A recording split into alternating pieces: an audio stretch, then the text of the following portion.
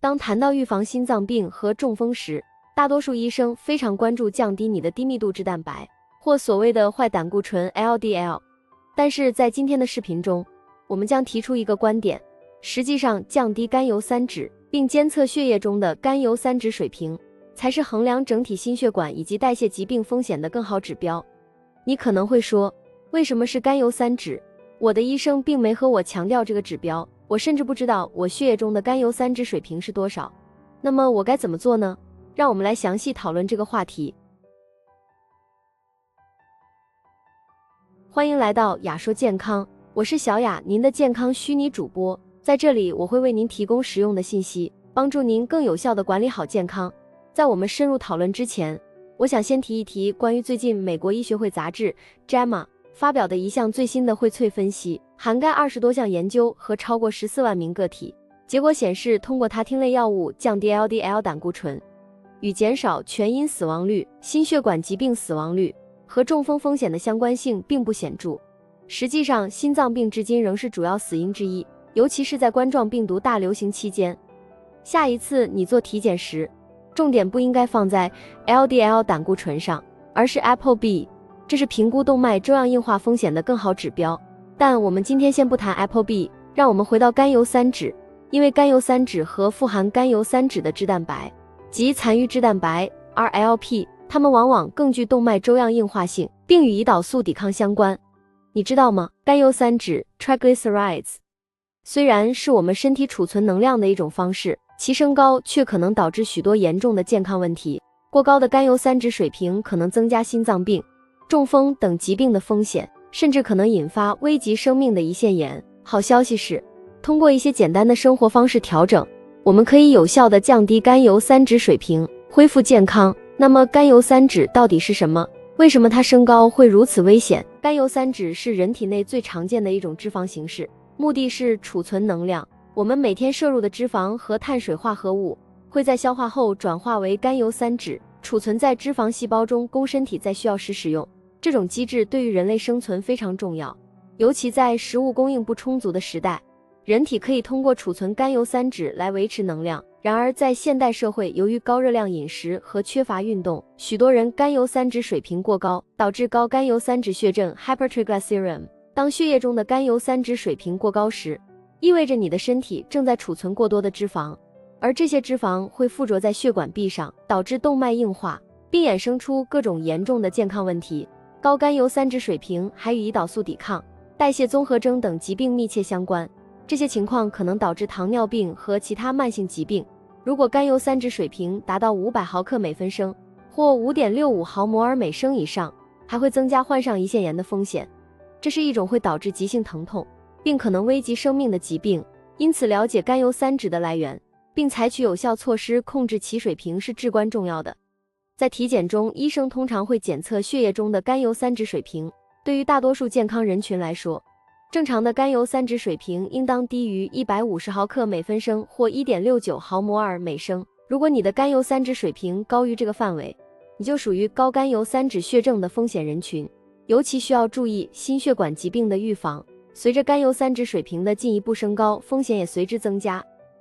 许多人误以为吃脂肪会直接导致甘油三酯的升高，然而事实并不是这样。我们的身体在消化脂肪的过程中，脂肪被分解为脂肪酸和甘油，这些成分被身体当作能量或用来修复细胞，而不是直接转化为甘油三酯。实际上，真正导致甘油三酯升高的罪魁祸首是过剩的碳水化合物，特别是精制碳水。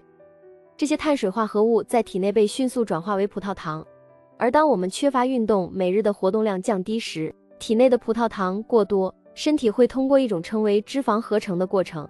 将多余的糖转化为脂肪储存起来，形成甘油三酯。因此，高碳水化合物饮食，尤其是含有大量糖和加工碳水的饮食，才是导致甘油三酯升高的主要原因。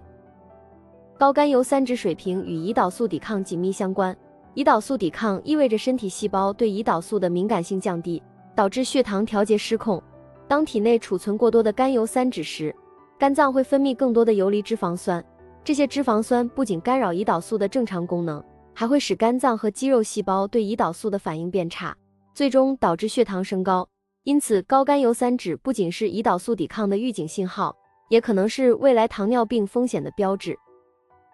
然而，值得注意的是，在一些减肥过程中，尤其是通过饮食和运动改善代谢健康时，人们会注意到胆固醇水平的上升，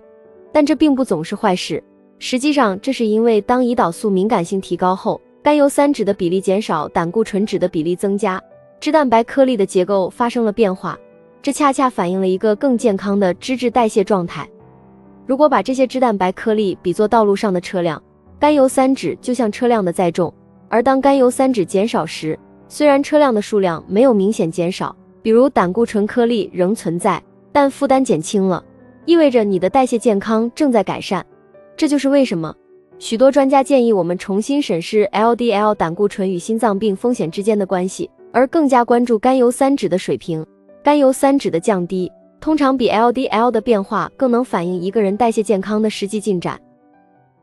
你可能会问，那么理想的甘油三酯数值是多少呢？通常我建议把它控制在50到70毫克每分升之间。不过需要注意，甘油三酯的水平会根据你上一餐的成分发生变化，因此空腹和非空腹测试的结果会有所不同。为了了解你的真实情况，建议你在进食12到14小时后做一次血液测试，建立一个基线。如果甘油三酯数值在100或110甚至60，你可能觉得自己很健康，但我建议进一步做脂质负荷测试，先吃一餐你平时吃的食物，最好是包含60到70克脂肪的标准餐，然后测试餐后的甘油三酯水平。这种测试被称为脂质负荷测试 LLT， 许多专家都讨论过这一点。因为动脉粥样硬化是从餐后开始的，人们并不会在进食时得心脏病，空腹甘油三酯并不总能反映问题。我们应该看看平时吃的食物是如何影响甘油三酯水平。现在让我们着重于如何有效降低甘油三酯水平。以下我将简单提出4点方案供您参考。1. 减少碳水化合物摄入。首先也是最重要的一个步骤是减少总碳水化合物的摄入，尤其是那些高度加工的碳水化合物，例如饼干、蛋糕、早餐谷物、果酱、甜饮料等。这里的关键在于先从各种简单、精致碳水和超加工食品下手。这些食物不仅热量高，其营养价值极低，它们会迅速提高你的血糖水平，进而促使身体将多余的糖分转化为甘油三酯并储存在体内，导致血液中的甘油三酯水平升高。对大多数人来说，只要减少这些垃圾食品的摄入，甘油三酯水平就会明显下降。此外，确保你的饮食中富含纤维素也是关键，因为纤维可以帮助降低血糖水平并促进肠道健康。但对于一些遗传上更易于甘油三酯升高的人，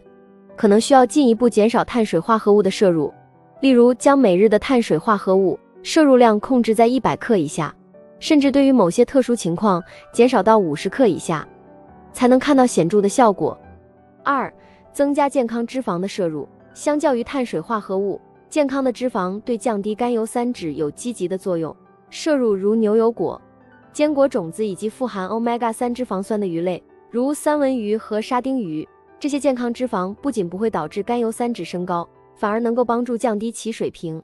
Omega-3 脂肪酸已被多项研究证实具有降低甘油三酯的效果，并有助于减少血液中的炎症反应，对心脏健康特别有益。3. 限制酒精摄入。酒精也是导致甘油三酯升高的因素之一，饮酒过量会增加肝脏代谢的负担，使得甘油三酯水平上升。对于一些人来说，适量饮酒可能不会产生太大影响，但对于甘油三酯水平已经偏高的人，减少酒精摄入甚至完全避免酒精可能是必要的。如果发现甘油三酯水平居高不下，控制酒精的摄入量是控制健康的重要一步。4. 检查药物对甘油三酯的影响。一些处方药和非处方药也可能会导致甘油三酯水平升高。如果你正在服用某些药物，尤其是类固醇激素替代药物或抗精神病药物，建议咨询医生了解是否有其他替代药物，因为这些药物往往会通过影响脂肪代谢或肝脏功能而导致甘油三酯升高。但通过合理的饮食和生活方式调整，结合医生的指导，许多患者都能有效地控制自己的甘油三酯水平。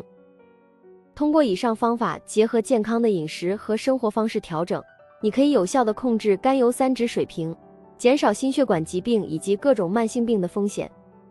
如果您觉得这些信息对您有帮助，期待您的点赞和订阅，您的支持是我继续为大家提供更多实用健康资讯的动力。让我们一起迈向更健康的生活吧。谢谢您的观看，我们下期见。